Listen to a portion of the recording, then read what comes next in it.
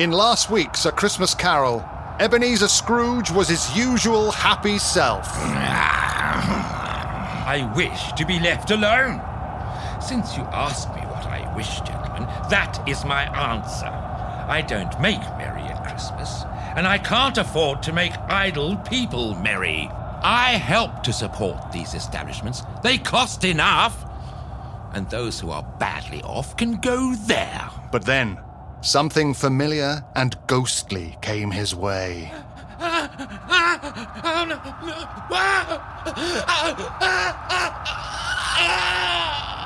life, I was your partner, Jacob Marley. You will be haunted by 3 spirits. I told you they were shadows of the things that have been.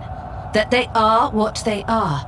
Do not blame me. Spirit, show me no more. The story of whether the world of business really can have a heart now concludes.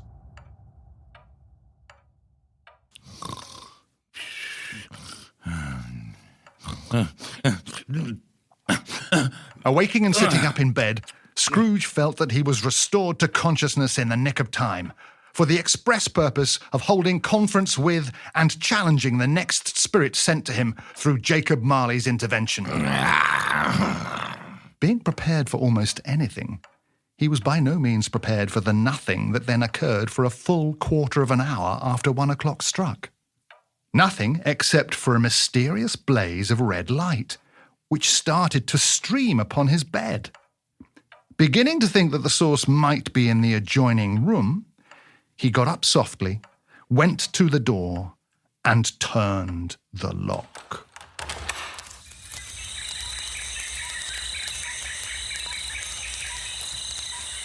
Enter, Ebenezer Scrooge. It was his own room, but transformed. The walls and ceiling were so covered with living green foliage that it looked like a perfect grove, covered in bright gleaming berries, with holly, mistletoe and ivy reflecting back the light, surrounding a mighty blaze in the hearth. Heaped on the floor, forming a kind of throne, were turkeys, geese, great joints of meat and game, long wreaths of sausages, mince pies, plum puddings, fruits of all kinds, barrels of oysters, and seething bowls of punch that made the chamber dim with their delicious steam. Sat in easy state upon this edible couch was a jolly, glorious giant, holding up high a glowing torch to shed its light on Scrooge as he came peeping through the door. Come in, and know me better, man. Scrooge entered timidly and hung his head before this spirit. I am the ghost of Christmas present. Look upon me. Clothed in one simple, loose green robe bordered with white fur, the giant's breast and feet were bare. On his head was a holly wreath covering long, dark brown curls that were as free as his genial face and joyful demeanour. Have you never seen the like of me before? Have you never walked forth with the younger members of my family? My elder brothers, born in these later years? I'm afraid I have not. Have you had many brothers, Spirit? More than 1,800. A tremendous family to provide for. Spirit, conduct me where you will. I went forth last night on compulsion, and I learnt a lesson which is working now. Tonight, if you have anything to teach me, let me profit by it. Touch my robe. The room and its wonderful contents vanished. They stood in the city streets on Christmas morning. The sky was gloomy, and the small streets were choked up with a half-frozen, dingy mist, whose heavier particles descended in a shower of sooty atoms. Yet there was an air of cheerfulness abroad, for the people shoveling away snow on the housetops were jovial and full of glee. Soon the steeples called good people all to church and chapel, flocking through the streets in their best clothes and with their happiest faces. At the same time emerged innumerable others, carrying their Christmas dinner to the bakers' shops for cooking. The spirit stood with Scrooge in a baker's doorway, and, taking off the covers as their bearers passed, he sprinkled incense on their dinners from his torch. Once or twice there were angry words between some jostling dinner carriers. The spirit shed a few drops of water on them from his torch, and their good humour was restored immediately. Is there a peculiar flavour in what you sprinkle from your torch? There is. It is my own. Would it apply to any kind of dinner on this day? To any kindly given, to a poor one most. The spirit led Scrooge, holding his robe straight to his clerk Bob Cratchit in Camden Town, blessing the house on the threshold with his torch. What has ever got your precious father, then, and your brother Tiny Tim, and Martha wasn't as late last Christmas Day by half an hour? Why, Martha, bless your heart alive, my dear, how late you are. We'd a deal of work to finish up last night and had to clear away this morning, Mother. Well, never mind, so long as you are come. Sit you down before the fire, my dear, and have a warm... Lord, you bless you. Oh, no, there's Father coming. Hide, Martha, hide. Why? Where's our Martha? Not coming. Not coming? Not coming on Christmas Day? Father! Oh, come here, you! And how did little Tim behave? As good as gold. And better. Somehow, he gets thoughtful sitting by himself so much and thinks the strangest things you've ever heard. Coming home, he told me that he hoped it might be pleasant for the people in the church to remember on Christmas Day who made lame beggars walk and blind men see. Because he was a cripple. He is growing strong and hearty. In due course, 2 young Cratchits went to fetch the goose. Mrs. Cratchit had made the gravy, Master Peter mashed the potatoes with incredible vigour, Miss Belinda sweetened up the apple sauce, and Martha dusted the hot plates. Bob took Tiny Tim beside him in a tiny corner of the table, and Mrs. Cratchit carved the bird, with the long expected gush of stuffing issuing forth. Oh, I don't believe there was ever such a goose cooked. And then the pudding arrived, like a speckled cannonball, blazing briefly in an too small quartern of burning brandy.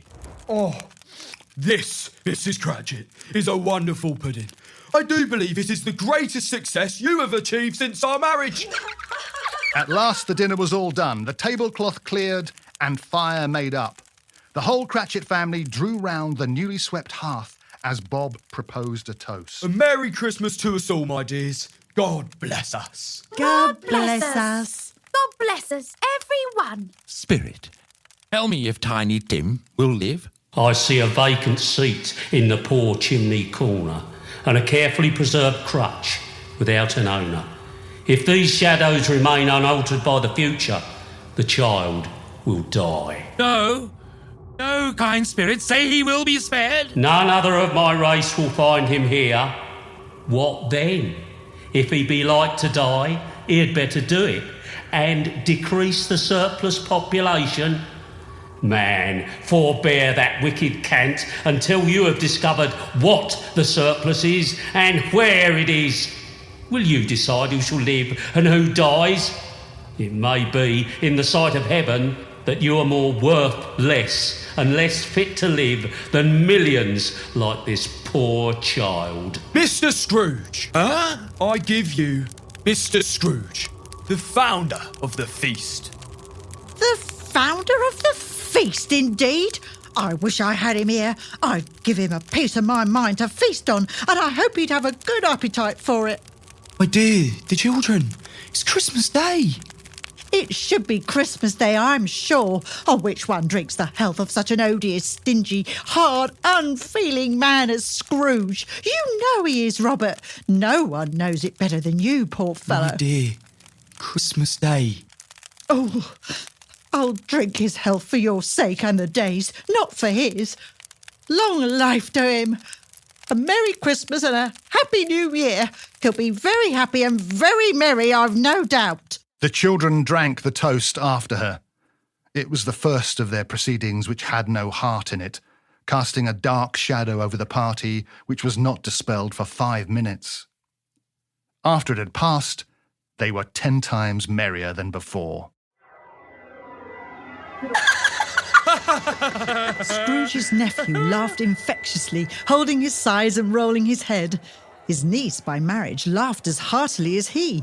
She was exceedingly pretty, with a surprised-looking capital face.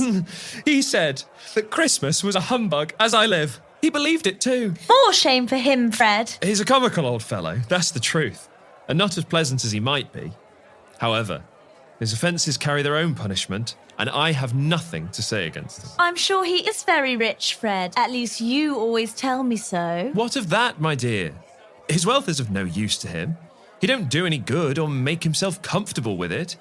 He hasn't the satisfaction of thinking that he is ever going to benefit us with it. I have no patience with him. Oh, I have. I'm sorry for him. I couldn't be angry with him if I tried. Who suffers by his ill whims? Himself, always. If he takes it into his head to dislike us and won't come to dine, what's the consequence? He don't lose much of a dinner anyway. Indeed. I think he loses a very good dinner. He may rail at Christmas till he dies, but he can't help thinking better of it if he finds me going there in good temper year after year and saying, "Uncle Scrooge, how are you?" If it only puts him in the vein to leave his poor clerk £50, that's something. And I think I shook him yesterday.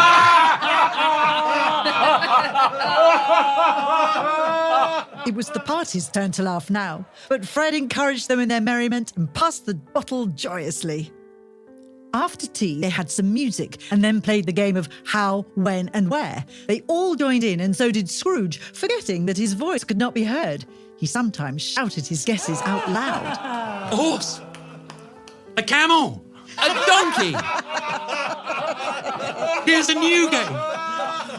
1/2 hour more, Spirit. Only one. So it's a live, disagreeable and savage animal that growls and grunts, lives in London and walks about the streets. I found it out. I know what it is, Fred. What is it? It's your Uncle Scrooge. He has given us plenty of merriment, I'm sure. And it would be ungrateful not to drink to his health. Uncle Scrooge! Uncle Scrooge! A Merry Christmas and a Happy New Year to the old man, whatever he is. He wouldn't take it from me, but he may have it nevertheless. Uncle Scrooge! Uncle Scrooge had become so happy and light of heart that he would have pledged the company in return and thanked them in an inaudible speech, if the ghost had given him time. But he and the spirit were again on their travels. Much they saw, far they went, and many homes they visited, but always with a happy end. The spirit stood beside sick beds, and they were cheerful. By struggling men and women, and they were patient in their greater hope. By poverty, and it became rich. It was a very long night, because the whole of the Christmas holidays were condensed into this single space of time. While Scrooge remained unaltered in his outward form, the ghost grew older, clearly older, his hair now grey. Are spirits' lives so short? My life upon this globe is very brief. It ends tonight at midnight. The time is drawing near. Forgive me if I'm not justified in what I ask, but I see something strange and not belonging to yourself protruding from your skirts. Is it a foot or a claw? It might be a claw for all the flesh there is on it. Oh, man, look here. Look down here. The boy and girl, wretched, abject, frightful, hideous and miserable, yellow, meagre, ragged, scowling and wolfish. Spirit, are they yours? They are man's, and they cling to me. This boy is ignorance, this girl is want. Beware them both.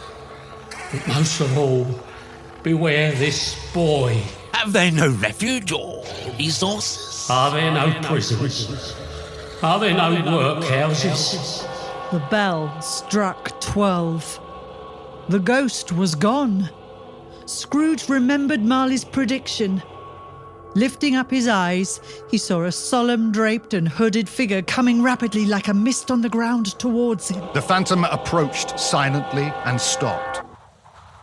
It was shrouded in a deep black garment that concealed its face and form, leaving nothing visible save one outstretched hand. But for this, it would have been difficult to detach its figure from the darkness which surrounded it. Am I in the presence of the ghost of Christmas yet to come? The spirit did not answer, but pointed onward. You are about to show me shadows of things that have not happened, but will happen in the time before us. Ghost of the future! I fear you more than any spectre I have seen. But as I know your purpose is to do me good, and as I hope to be another man from what I was, I am prepared to bear your company and do it with a thankful heart. Will you not speak to me? Lead on, then. The night is waning fast, and it is precious time to me, I know. Business, honey, business. The city sprang up about them so that they were in the heart of it. Amongst the merchants who hurried up and down, chinked money in pockets, conversed in groups and looked at their watches, the spirit stopped beside one little knot of businessmen who Scrooge knew. No, I don't know much about it. I only know he's dead. When did he die? Last night, I believe. What was the matter with him? God knows. What has he done with his money? I haven't heard. Left it to his company, perhaps. He hasn't left it to me, that's all I know. It's likely to be a very cheap funeral, for I don't know of anybody going to it. Suppose we make up a party and volunteer. I don't mind going if a lunch is provided, but I must be fed if I make one. The Phantom approached two others.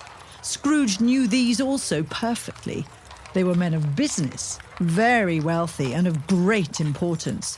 He'd always made a point of standing well in their esteem, in a business point of view, that is. Strictly business. How are you? How are you? Well, I hear old Scratch has got his own at last, hey? So I'm told. Cold, isn't it? Seasonable for Christmas time. You're not a skater, I suppose? No. Something else to think of. Morning. Scrooge looked about for his own image, but another man stood in his usual place, and though the clock pointed to his usual time of day to be there, he saw no likeness of himself.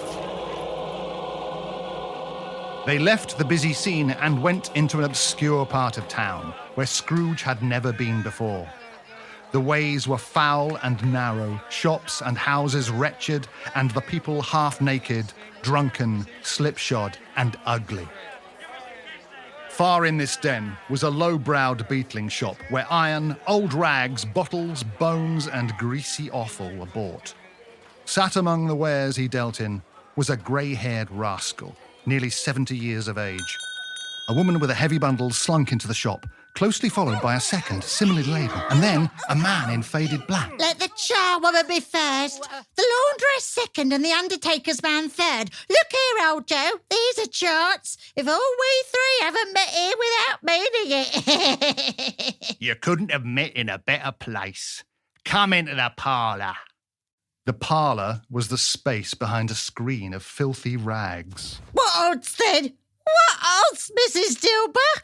Every person has a right to take care of themselves. He always did. That's true indeed. No man more so. No, indeed. Wicked old screw. If he wanted to keep him after he was dead, why wasn't he natural in his lifetime? If he had been, he'd have had somebody to look after him when he was struck with death, instead of lying, gasping out his last there alone by himself. It's a judgment on him. Open that bundle, old Joe, and let me know the value of it. But the gallantry of her friends would not allow this. The man in faded black mounted the breach first and produced his plunder to be valued. It was not extensive. That's your account, and I wouldn't give another sixpence. Mrs. Dilber was next. Sheets and towels, 2 old-fashioned silver teaspoons, pair of sugar tongs and a few boots. There you are, that's your account. I always give too much to the ladies. It's a weakness of mine, and that's the way I ruin myself. And now undo my bundle, Joe. What do you call this? Bed curtains? You don't mean to say you took 'em down, rings and all, with him lying there? Yes, I do. And why not? Oh, you were born to make your fortune, and you'll certainly do it. Don't drop that oil on the blankets now. His blankets? Whose else do you think? He wasn't likely to take cold without them, is he? Hey, I hope he didn't die of anything catching. Ah, you may look through that shirt till your eyes ache, but you won't find an hole in it. It's the best he had, and a fine one too. They'd have wasted it if it hadn't been for me. What do you call wasting it? Putting it on him to be buried in, to be sure. Somebody was fool enough to do it, but I took it off again. If calico ain't good enough for such a purpose, it isn't good enough for anything. He can't look uglier than he did in that one. Joe produced a flannel bag with money in it and told out their gains on the ground. This is the end of it, you see. He frightened everyone away from him when he was alive to profit us when he's dead. Spirit, I see. The case of this unhappy man might be my own. My life tends that way now. Merciful heaven, what is this? A bare, uncurtained bed. Beneath a ragged sheet, there lay something covered up. A pale light rising in the outer air fell straight upon it. The body of a man. Scrooge glanced towards the phantom. Its steady hand was pointed to the head. The cover was so carelessly adjusted that the slightest raising of it on Scrooge's part would have disclosed the face. Spirit, this is a fearful place. In leaving it, I shall not leave its lesson. Let us go. I understand you, but I have not the power to do it, Spirit. If there is any person in the town who feels emotion caused by this man's death, show that person to me, I beseech you. Is it good or bad? Bad. We are quite ruined. No, there is hope yet. If he relents, there is. Nothing past hope if such a miracle happened. Oh, he is past relenting. He's dead. Thank God. To whom will our debt be transferred? I don't know. But we shall be ready with the money this time. And it will be bad fortune indeed to find so merciless a creditor and his successor. We may sleep tonight with light hearts. Oh. Spirit, let me see some tenderness connected with a death. Poor Bob Cratchit's house. Quiet. Very quiet. And he took a child and set him in the midst of them. It must be near your father's time. Past it, rather. I think he's walked a little slower than he used to these last few evenings. I have known him walk with Tiny Tim upon his shoulder very fast indeed. There he is. You went today then, Robert? Yes, my dear. I wish you could have gone. It would have done you good to see how green a place it is. But you'll see it often. I promised him that I would walk there on a Sunday and... My little child. My little child.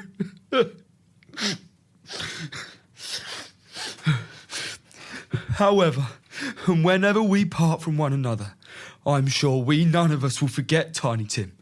And I know that when we recollect how patient and mild he was, although he was a little child, we shall not quarrel easily among ourselves and forget poor Tiny Tim in doing it. No. No, never, Father. Spectre, something informs me that our parting moment is at hand. Tell me what man that was whom we saw lying dead. The churchyard. The spirit stood among the graves. Before I draw nearer to that stone, answer me one question. Are these the shadows of things that will be, or that may be only? Am I that man who lay upon the bed? No, Spirit. Oh, no, no. Spirit, hear me. I am not the man I was. I will not be the man I might have been. Why show me these things if I am past hope? assure me that I may yet change these shadows that you have shown me. I will honour Christmas in my heart and try to keep it all the year. I will live in the past, present, and future. The spirit of all three shall strive within me. In his agony, eyes closed tightly with the strain, he grasped the spectral hand hard, desperately.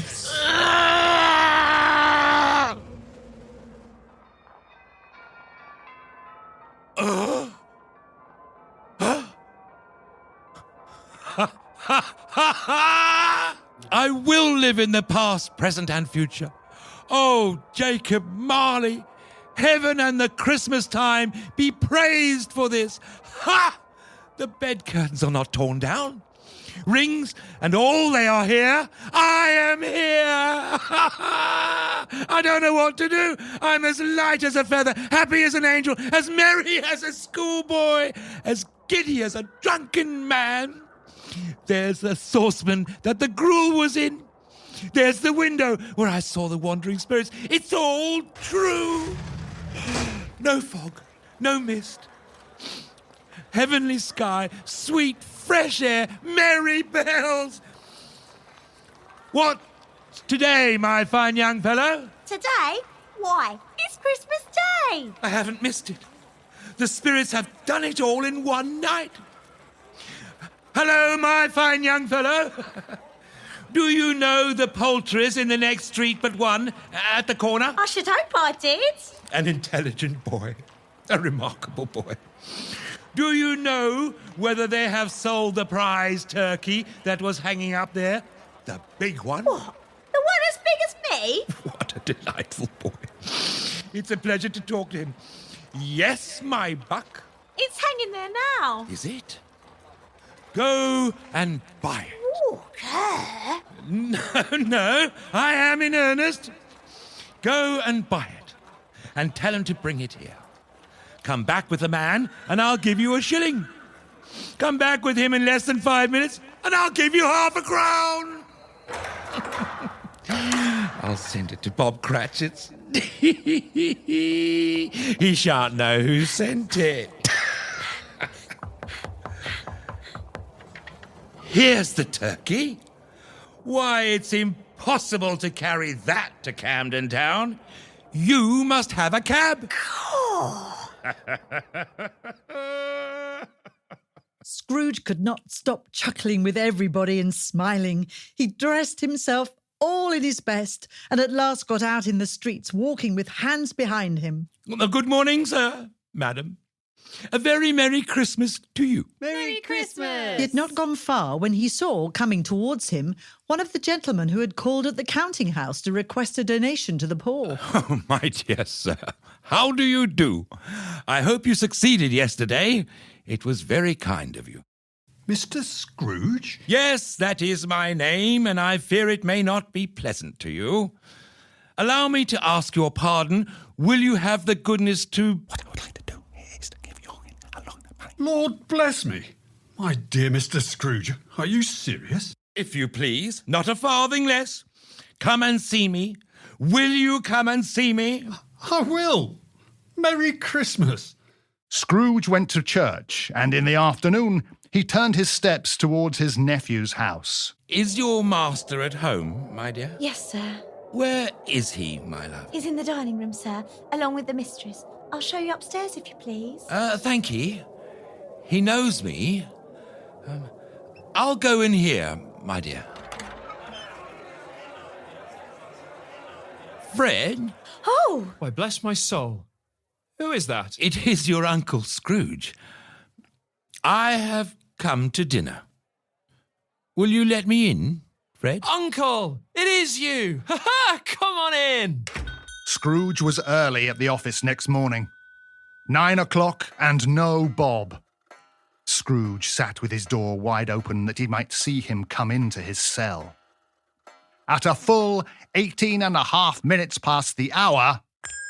Hello? What do you mean by coming here at this time of day?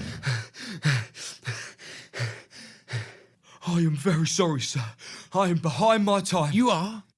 Yes, I think you are. step this way, if you please. It's only once a year, sir. It shall not be repeated. I was making rather merry yesterday, Now, sir. I'll tell you what, my friend. I am not going to stand this sort of thing any longer. And therefore, I am going to raise your salary. Sir? A Merry Christmas, Bob. A merrier one than I have given you for many a year. I'll raise your salary and endeavour to assist your struggling family. We will discuss your affairs this very afternoon over a Christmas bowl of smoking bishop. Make up the fires and buy another coal scuttle before you dot another I, Bob Cratchit. Scrooge was better than his word. He did it all and infinitely more. To Tiny Tim he was a second father. He became as good a friend, master and man as the good old city knew or any other in the world. And it was always said of him that he knew how to keep Christmas better than anyone. God rest ye merry gentlemen, let nothing you dismay. In A Christmas Carol by Charles Dickens, S.J. Vant played the first narrator and Jim Newberry the second narrator. Mike Aris featured as Scrooge, Jamie Elliott was Scrooge's nephew Fred, and Frankie Hart was Scrooge's niece by marriage. Nigel Banks inhabited Jacob Marley, Danny Scott played Bob Cratchit, Emma Willits was the ghost of Christmas Past, Mark Smith played the fundraising businessman, and Sid Moon was the ghost of Christmas Present. All other parts were played by members of this cast. The drama was adapted and directed by Jim Newberry. All special effects and the soundscape were engineered by Robbie Burgess. This was a joint Old Dolly and Peoplescope production. And joy, oh, tidings of comfort and joy. Business, money, money, business.